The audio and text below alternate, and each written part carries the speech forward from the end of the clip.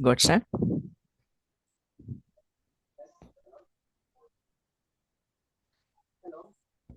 Hello, Godson.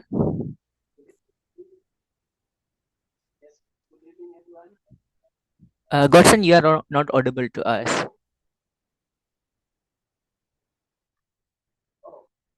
Hello, can you hear me? Yes, yes. Maybe I will pin him. Can you hear me? Yes, yes, yes. Okay. Good evening, everyone. Godson, maybe the voice is bit down. Can you just the voice is bit slower? Okay. Yeah. Okay. Yeah. Okay. Good. So can you hear me now? Hello. Yep. Yes, Godson. Okay. Hello.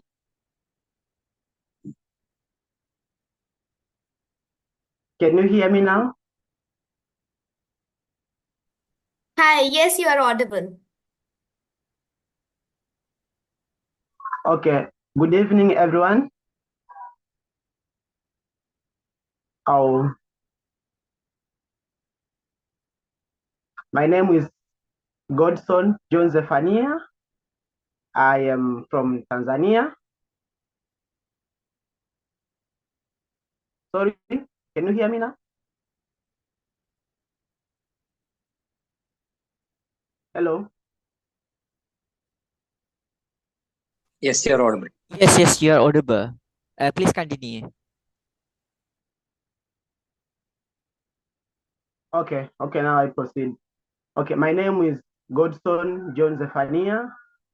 I am from Tanzania, pursuing a Bachelor of Science in Botanical Science. I'm truly happy to join this dialogue today that is nature-based solution and the climate. Of course, what I believe is nature does not need us to save us. Nature does not need us to save it, but it needs us to work with it. You know, in our today's world, nature is everything. I can say actually, nature is everything. So, basing in the experience in our country, I can little bit explain about the youth power and the community, that how the community and the youth collaborate together to make sure that they protect the planet and the climate at all. In our country here, or most of African countries, especially Tanzania here, most of youth are just taking part to make sure that they conserve the nature. Uh, in our country, Tanzania, this is done through the initiative activities such as cleanup activities. They usually do we do cleanup activities. This involves in the beach cleanups, also the terrestrial areas cleanup. That we walk around, we collect all the plastic materials or the dust. Also, to give out the education to the community about the issue of uh, protecting the environment, or I can say conserving the environment, as well as to make sure that we protect, or we make sure that we work against the climate change. So this initiative all are taking in our country. Most of youth are passionate and they work on these issues. So we got different issues, and some of organizations that are present in our country here, they work hand to hand with youth to make sure that they conserve the environment, the marine. This is also done due to the mangrove plantation and other activities like cleanup, as I said before. Also, I have one vivid example. A couple of months ago, I was in a certain region within our country here, Tanzania. It's called the Bagamoyo, in the village called the Gongo. In that village, I can say the village is located to an area which there is a wildlife corridor, a wildlife corridor. So since it's located the wildlife corridor, and the villagers at the past time, they did the deforestation across the wildlife corridor, across the wildlife corridor. So the wildlife corridor now is just like bare, no trees, no plants over there. So instead of animals passing there, they just do go to the village.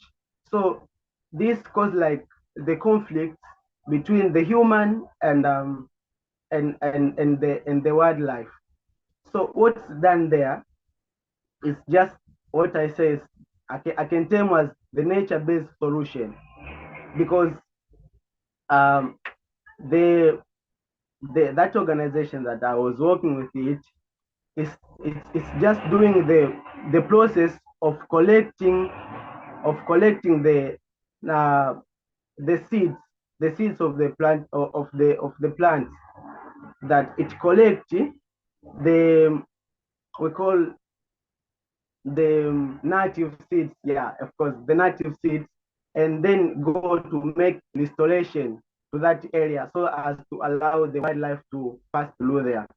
So that solution first makes sure that it conserves an area for the passage of the wildlife. Also, it conserves the climate change, because as we know that when we plant trees to a certain area, we we go against the climate change. It means that we conserve the climate. That's at all.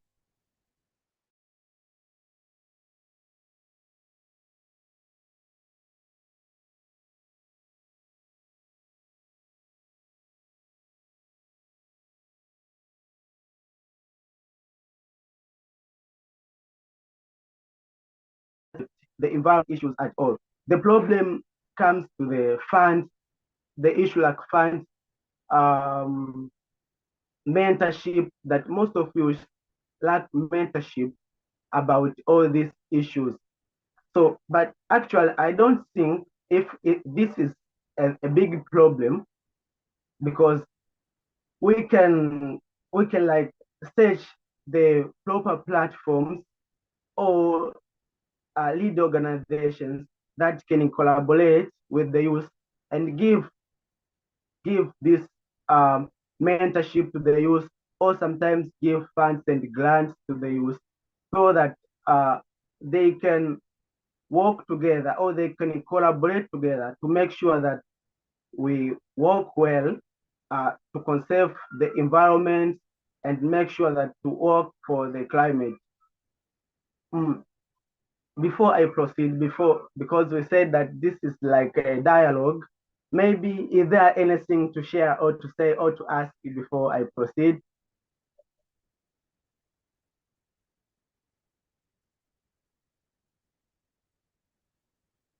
Sorry?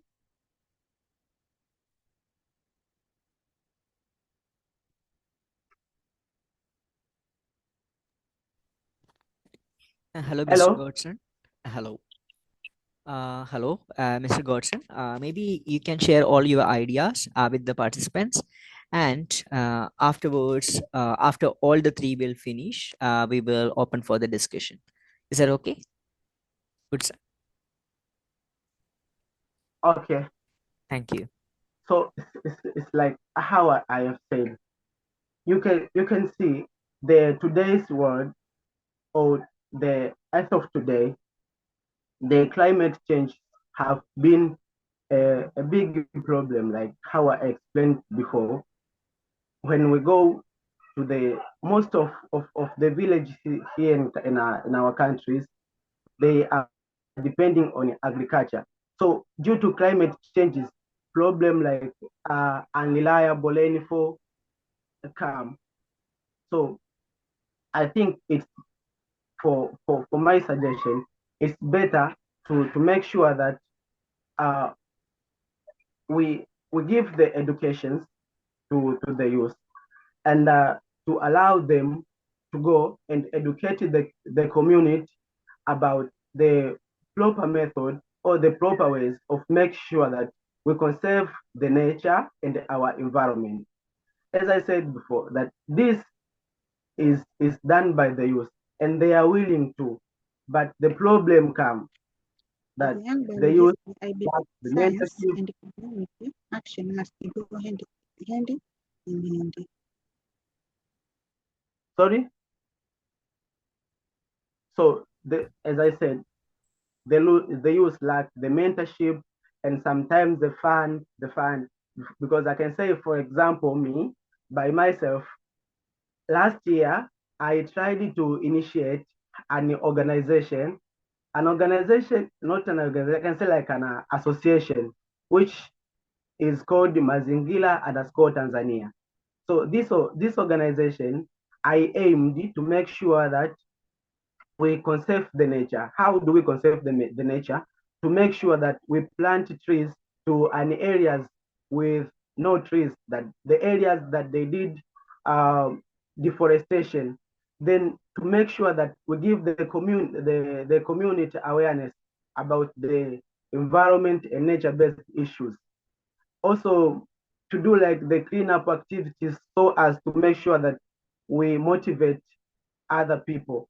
But the problem came to the issue that how will you organize, and sometimes no mentorship and funds. So it becomes difficult. So the gap come there. And sometimes the policies does not favor us to work to these solutions. So sometimes it becomes difficult. So I can say that generally in our country, we do these activities, and youth are willing to work for the conservation and nature at all. But the only problem that come is they lack the full support. Actually, the issue comes to the funds. You can find that a group of people, they are willing to do a certain activity or a certain nature-based solution, but they do not have um, um, a funds for doing that. You see, but we start with small project. A climate issues does not involve actual does not need a big capital, because we can organize like a small group of people and start to give out either education or take a certain action to make sure that everything is going well. Thank you. That's all. Thank you so much, Goodson, for your thoughts on the topic, the nature-based solutions and the climate action. And maybe we can move to our next speaker. And after that, we will go for our third speaker. And then we will open our platform for the discussion. So our next speaker will be Ashima from India, Ashima Jha from India, and she's a medical science professional, and she's also a researcher and international public speaker, and a youth icon from India, and she is working on sustainability, climate actions, and nature-based solutions for a long period of time. And Miss Ashmiha Shah, please join the session, please. Sure. Thank you so much, Mr. Jishnu. It's a pleasure to be here. Am I audible and visible? Let me pin you. Yeah. Yes, you are. You are visible and you are audible. Thank you. Thank you for All joining. right. Yeah. Thank you. Thank you so much. Hi, ladies and gentlemen. It's an absolute pleasure to be a part of this discussion. We often forget that the planet doesn't need to be healed from us, it needs to be healed with us. Good evening, everyone from India. I am Ashima Jha, and it's an honor to be a part of this discussion. I'm a biomedical science researcher and, of course, a sustainability advocate. Now, my journey into climate action specifically began not from studying environmental science, but from health perspective, specifically from studying how the health aspects can of specifically the biomedical waste, when mismanaged, becomes a public health hazard. So I was working as a Swachhta Sarthi Fellow, which is a Waste to Wealth Fellow with the Government of India, and have been also a very strong advocate for youth-based discussions for more than 12 years. I started my journey in Model UNs, diplomatic simulations, youth conferences, and dialogues. So I have been talking explicitly about youth empowerment and why youth voices matter a lot. So while I was working as a Sachta Sarthi fellow and while I was also studying my specialization, which is biomedical science, I came into this very interesting intervention of biomedical waste.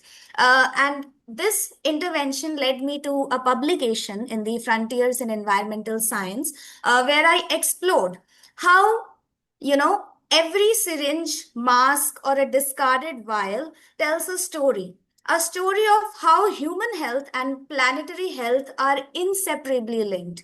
Now, this was something I started during the pandemic, but right now, when we sit here in this post pandemic world, we witness two extremes. On one hand, an extraordinary scientific response to save lives, and on the other hand, an unprecedented surge in biomedical and plastic waste that quietly endanger ecosystems. But the story does not end with the pandemic. If I give you some insights from India, today India generates over 600 tons of biomedical waste per day. And globally, the healthcare sector is responsible for 5% of the total greenhouse gas emissions. So, what we often forget is that healthcare saves lives, but if not managed sustainably, it can harm them. So the problem lies in the linear model of care, which means we treat, we dispose, and then we forget. But nature doesn't work linearly. It regenerates, it recycles, it restores. And that's why when we talk about nature based solutions, it becomes such a critical link between environmental resilience and public health.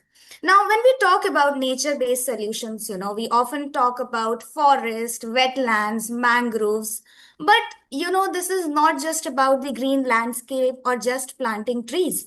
It's more about the mindset. Now, we all have been taught in our schools or maybe in our early education that it is important to segregate waste, maybe the dry waste and the wet waste.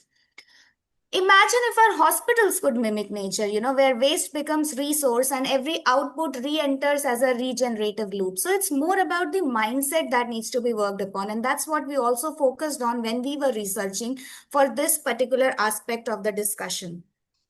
For instance, biodegradable PPs have come in picture, which are made out of plant-based polymers that decompose naturally instead of choking landfills.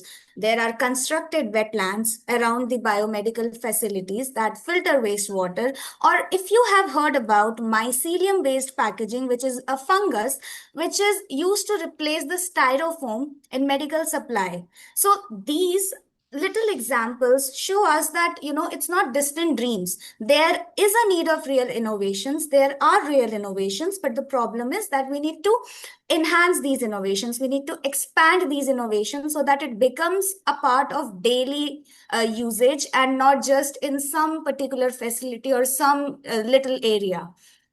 What I strongly believe from my advocacy journey and from working so extensively with the youth and youth empowerment and diplomacy, and the best part about the present generation, the Gen Z, if I say, we are very much open, we are vocal, and we are not zeroing down to the stigma or the societal pressures, which is a very good plus point for us. We are not waiting for permission to act.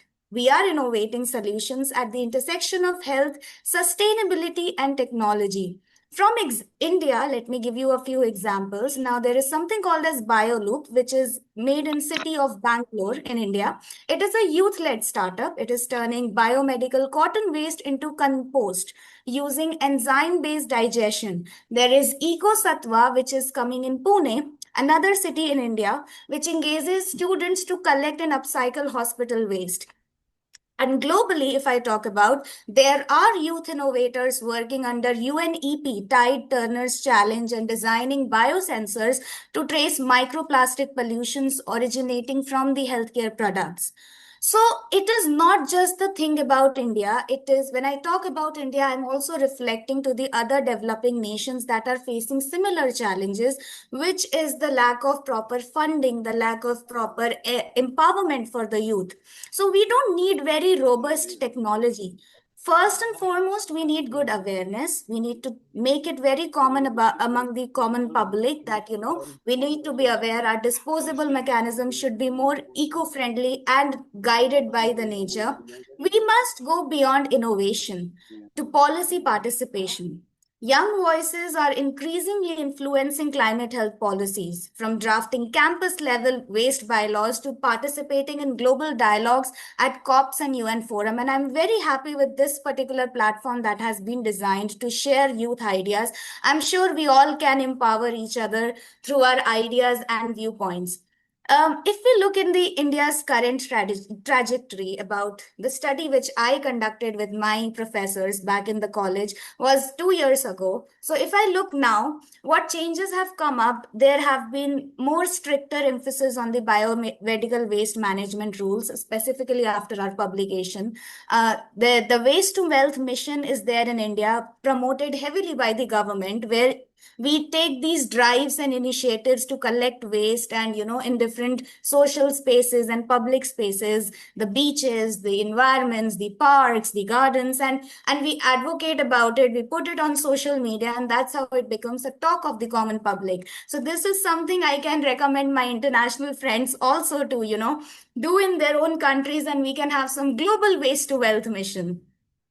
But you know what the major challenge is? Even though I'm talking extensively about possibilities, I do understand that there are challenges. What challenges we face in India is a lack of trained workforce in small healthcare facilities, a limited integration of climate considerations into waste policies, and crucially absence of public awareness. So little example, it's not just during the pandemic, but even now, if somebody is sick, if somebody is unwell, the common household waste contains these expired medicines, masks. Now imagine if it is being handled by somebody who is not trained, ir, um, the irregular waste handlers, the workers who are not very trained about handling these kind of waste. They're just picking up waste to get some income out of it, to maybe recycle and get some income out of it. So it is very important to create this kind of awareness and to train these people that okay, this is a medical waste, you need to use masks and gloves to properly handle this kind of waste if it is coming from households. So this was a major attitudinal and behavioral aspect of discussion that I would like to put forward. But how we can solve it as citizens right now sitting in this discussion, and when I am talking about it, let me tell to each one of you that youth can be the connective tissue. We can link science, policy, and community behavior together. This problem is not just for students who are studying environmental science or policies or laws, but also for somebody who is into mass communication, who is somebody who is into business administration, somebody like me who is into medical science. So this problem is a responsibility for each one of us, and it is connected. What we can do right now is we need to talk about interdisciplinary research that blends health, environment, and engineering.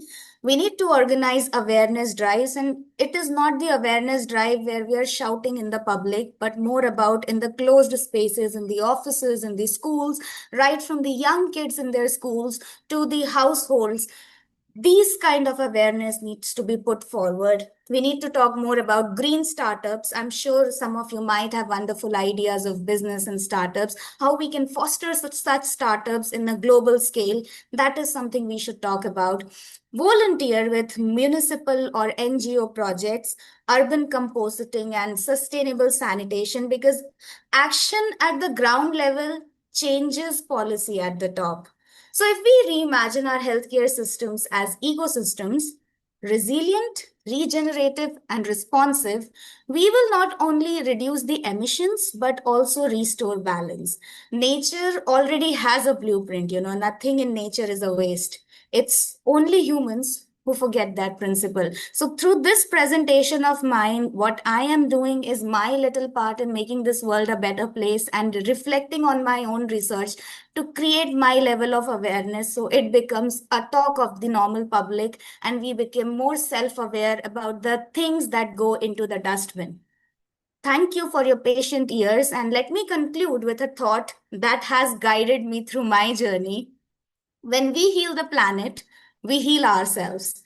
Nature based solutions are not just environmental tools, they are acts of collective healing. The youth of today are the physicians of tomorrow's planet, armed not just with stethoscopes and statistics, but with empathy, innovation, and courage. And ladies and gentlemen, that's our true strength. So let's not wait for the change, let's become it. Honestly, when I was studying research, I thought I was studying waste. But soon I realized I was studying us, our habits, our fears, and our choices. Thank you so much for having me here and listening to my words. It was a delight. Okay, thank you so much, Ashimaja, for your talk. And we will continue with our next delegate.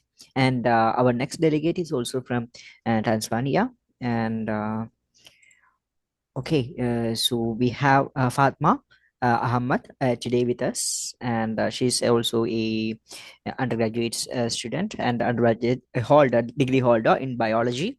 So she will be discussing about her experience in the field of biodiversity conservations and climate action, and also what are the nature-based solutions happening in her country. Okay, so over to you, Fatma.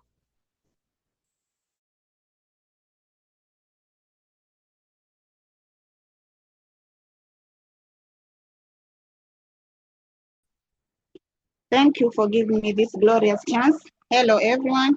My name is Fatma Akida Hamadi. I'm a biology student from University of Dodoma with a passion for marine conservation. I'm grateful for this opportunity to be part of the Youth4Nature based solution and the climate actions. I'm talking about the biodiversity conservation and the climate change. In Zanzibar, we are already experiencing, we are seeing the impact of the climate change, such as unpredictable rainfall, coastal erosions, and salty water. But we're also seeing hope through community and youth-led initiatives, such as the mangrove restoration, tree planting, and environmental education. Personally, I have been involved in a field study at Bagamoyo, focusing on mangrove, seaweed, shoreline, planktons, and the seagrass. I learned that small action, when it's done, can create a big impact for biodiversity and for biodiversity people and in our planet. As a young biologist, I believe science and community go hand in hand. But the nature, it is itself of a powerful solution. We just need to understand it, to protect it, and restore it. I believe that with the right partnership and the community participation, we can protect our planet. We can protect our planet. We can protect our planet from climate change. Thank you for listening. I'm not well today. Okay, thank you, Fatma, for giving the session.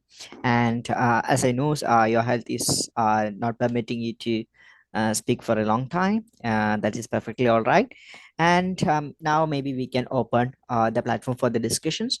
And if the participant have any questions to our today's delegate, they can turn on the mic and ask questions, or otherwise they can text the questions in the chat box. I will read out that for the speakers. Okay.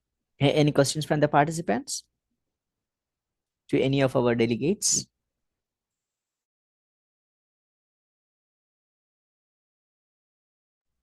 Participants?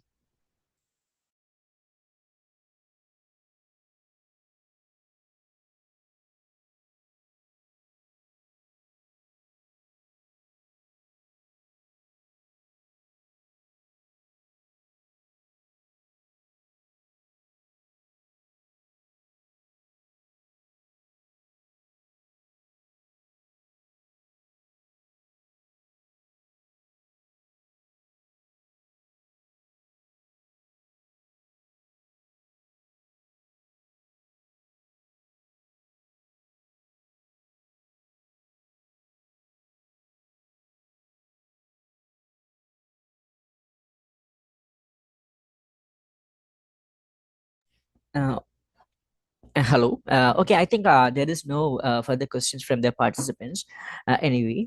But it was really a wonderful sessions today. And okay, one question. Uh, Okay, then one Mr. Joy Anthony, he has asked a question. And is there is any instance of conflict in wildlife corridors between the human and animal in your area?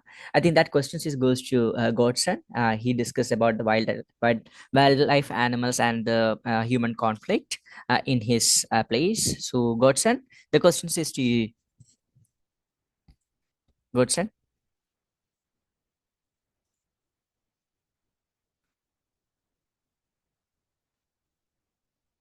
Godson, are you there? Yes, I'm here. Can you repeat again the question? Yeah. One Mr. Joy Anthony is asked, is there is any instance of conflict in wildlife corridors between human and wildlife and wild animals in your area? You can also see the questions in the chat box. Okay. Let me check the question. Okay. Let me check it. If there are any assistance of conflict in wildlife corridor between human and animal in your area, yes, of course. I can say yes, there is an assistance because in that area, there are organizations that are trying to work to make sure that they at least prevent that conflict. And I can say that the conflict mainly it's between the villagers and elephant. Elephant are the main problems that they move from the corridor and they go to the villagers, that they go to the farms, eat the product they eat, the farm yield, and that village is mostly cultivating the pineapples. We call anana the pineapples. So the elephant, when they pass there, they eat all the pineapples in the farm, and sometimes they attack the humans and kill them. So what they do, they give education to the villagers that when they see elephant first, they should use the bright light torch, that the torch with bright light, then when they try to chase the elephant. Also, the planting of papers, I don't know if you know, papers around the farms, that the elephant does not like that smell of the papers. So it's like they give education, and no more they are the big step that are taken. Instead, now the organization is trying to make sure that it restore the land, or it make the restoration of that forest where the wildlife pass. Actually, I can say thank you.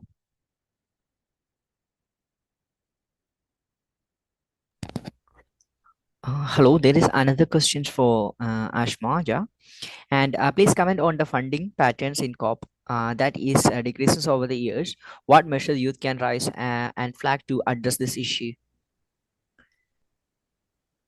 Sure. Thank you so much for that question. And I can already see that. Well, I believe that climate financing has been a central of discussion for the last 2, 3 years in the COP. And when we talk about climate financing, we need to think about, we just don't have to talk about taking the funding, because what is very important for us to realize is that when we take funding from an external source, it's going to get finished after some time. What we have to work towards is being more self sustainable, utilizing that funding for a proper entrepreneurship development. So, yes, of course, there might be a decrease in the challenges on that. What youth can do is, first and foremost, UN itself has got lots of platforms to present your entrepreneur and startup ideas. Try to get in through the right sources and present your startup idea through the UN youth or the COP discussions. And once you do that, you will surely be able to secure some funding for your startups, which is going to help you to expand your startup in a manner so that you are also self sustained and you are not continuously dependent on the external funding. Let me give a little example. There has been an organization that works with the World Bank. It's a sub organization which is called as Multilateral Investment Guarantee Agency, which is called as MEGA. Now, it is specifically for the developing countries to fund the existing and the existing startups, the indigenous startups of the country. So I'm very sure in many of the African nations, if African friends and colleagues are here, you all are very rich in the natural resources and minerals, and you might be having great startup ideas for climate.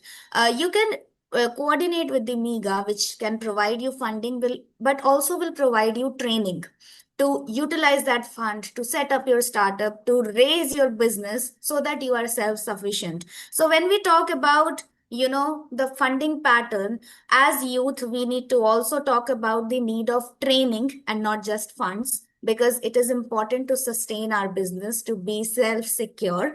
And at the same time, youth needs to be more vocal. We need to be more talking about the issues we are facing when it comes to the funds. Are we actually receiving it properly? That these are the areas we need to really highlight as youth whenever we get a chance to talk about, because this is going to help us in putting our voice forward to the authorities who are making decisions, the policy makers of the country. So, yes, youth has got a voice, and we can always address this issue through these means, but we need to be also focusing on being self sustained. And I also saw a request in the chat for sharing of my paper that I was talking about. I'll just share that link. I hope that addresses it. Okay, thank you so much for addressing the questions from the participants. And is there any further question? I think is there any certificate will be provided, and unfortunately we didn't collect the Gmail ID of the participants, so it is quite impossible to provide. But if you want, please contact us. We will try to give you, but please give us around 1 week of time to provide it. Okay. And for the delegates, definitely they will have. But for the participants, maybe if you need, just contact us. We will try to provide you that for the participations. And maybe okay, maybe we can wind up our today's session, and we will come back again with another topic in the next month, same date and same time. And in today's sessions, we had three wonderful delegates, two from Tanzania and one from India. And the first delegate was Godson, and he speaks about the terrestrial ecosystem mostly, and how the wildlife as well as the human conflicts is occurring in his country. And he also, and not only him, but also three of them continuously saying about the small actions always matters. And they also said that the youth voice is also matter in this current time. and I'm also really happy to have three of them from three different disciplines actually, and I never expected that. But mostly whenever we conduct our events, we will have either from somebody from same field, maybe from marine or terrestrials, or maybe somebody works in the health aspect. But this time we tried to be more diverse, and we diversified our speakers, and so we are expecting them to be with us in our future sessions as well. And the second speaker, I saw she I sorry for that, Ashma, right? Ashmaja. Okay. So Yes, you can address me as Ash. That's how my international colleagues address me. So you all can address me as Ash. Okay, okay, thank you, Ash. Okay, because sometimes the pronunciations or the names is a bit tricky. Ash, okay, thank you. And okay, during her session, she speaks about the mindset, especially the Gen Z mindset, and maybe we don't need anyone's permissions to act. That was a strong point, I believe, because nowadays we have a lot of platforms, and we have a lot of platform to express ourselves, and digital environmentalism is become one of the key activity, especially after the COVID, and we can connect like this, and we don't have any boundaries, and so we can speak, we can communicate, we can share our ideas, we can share our knowledge, and also we can train people like this. So and through our platform, we are also trying to help the students, not only for the expert, this is for the students as well, to perform, and maybe they can become a leader in the future, and also they can rise their voices through our platform, and our capacity building, in which we are planning for giving them a platform to speak. So this will be our one of the main goal. And the final speaker, unfortunately unfortunately she had some issues with health issues, and that's why she didn't speak much. And she was speaking about the marine ecosystems, and how we need to conserve, and why it is important to conserve. And I would like to express my sincere gratitude to accepting our invitation, and giving a sessions in our small event. And I'm expecting it to be a good event in the it was a good one, but in the future it will be a big one. And thank you for being with us in our first step. Okay, thank you very much. Thank you. Thank you.